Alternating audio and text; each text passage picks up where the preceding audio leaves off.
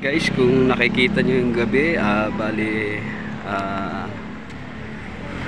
dito nakaburol yung labi ni Ma'am Mercy Sunot, yung isa sa grupo ng bandang Aegis. Yan. So bali busy sila lahat. Ayan. So bali busy sila lahat. Kaya di tayo makapasok dahil may kanya-kanya pinagkakabalahan. Siyempre andito ang kanilang mga kamag-anak, mga friends, mga sumusuporta. Siguro may darating pa, syempre marami. At siguro mga ano pa rin, mga kilalang mga celebrity.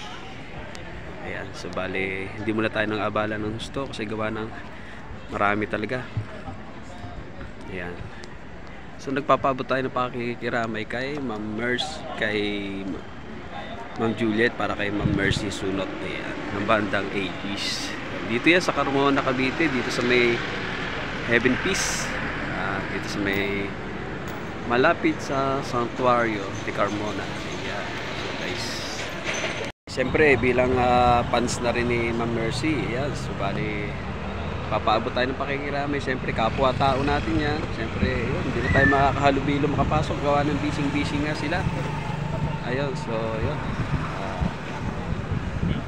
sa mga gustong makirami pumunta dito, yung mga fans ng Aegis, yan, pwede naman kayo umano dito, bisita. So dami talaga, dadami pa yata ang tao dito. Yan, so bali